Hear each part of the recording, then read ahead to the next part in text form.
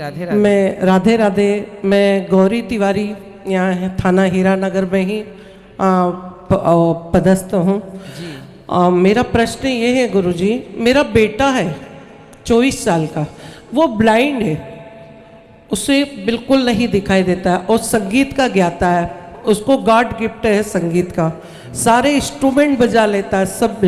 Business service में रहते उसको बहुत आगे जाना चाहिए था, मुझे पहुंचाना चाहिए था, लेकिन सर्विस में रहते मुझे टाइम मिला नहीं, मैं उससे परफेक्ट टाइम नहीं दे पाई। पर मैं चाहती हूँ कि आपके सानिध्य में एक वो भजन भी सुनाए और आपका आशीर्वाद लें, और मैं चाहती हूँ कि वो आध्यात्मिक में जाए। सर जरूर ले आइएगा और उसको संगीत क्लास दीजिए ताकि वो अपने आप को, अब जैसे हमारे देश में एक बहुत बड़े संगीतज्ञ हुए हैं श्री रविंद्र जैन जी सर जी, जिन्होंने रामायण में संगीत दिया है जी। शीश पे खड़ाऊं राम भक्त ले चला राम की निशानी, जिन्होंने ये गीत गाया है, वो भी बचपन से ही उनको आंखों से नहीं दिखता था, लेकिन वो इतने बड़े संगीतज्ञ हुए कि उनका हुनर ही उनकी आंखें बन गया। तो आप बच्चों को हुनर दीजिए जी, काबिल बनाइए।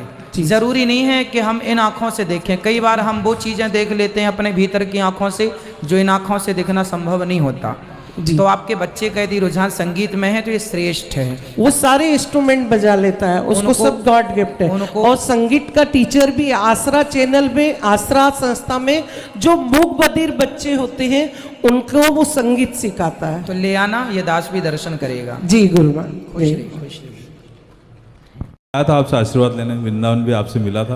आज एक प्रश्न और है मेरा कि तुलसी माला और रुद्राक्ष की माला बताते हैं साथ में नहीं पहनना चाहिए, पर अपने वृंदावन में तो पहनते हैं, इस स्थान में भी बोलते हैं कि पहनते हैं। देखो ऐसा है कि जो भगवान शिव हैं, भगवान शिव किसका ध्यान करते हैं? भगवान श्री कृष्ण का जब जन्म हुआ तो भगवान कृष्ण को देखने के लिए भगवान शंकर भी आए कि नहीं? जिनका दर्शन करने के लिए शिवलोक से शिवजी आते हैं।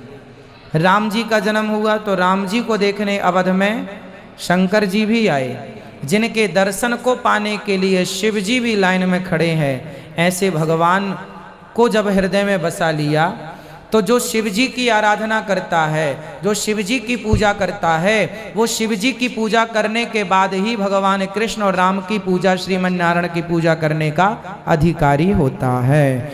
तो जब आप नाव से किनारे पहुंच जाएंगे तो नाव अपने आप छूट जाएगी। नाव में तब तक ही बैठा जाता है जब तक कि आप किनारे पर नहीं पहुंचे। किनारे पर पहुंचने पर भी आप नाव में बैठे रहेंगे तो किनारे पहुंचने का अर्थ क्या हुआ?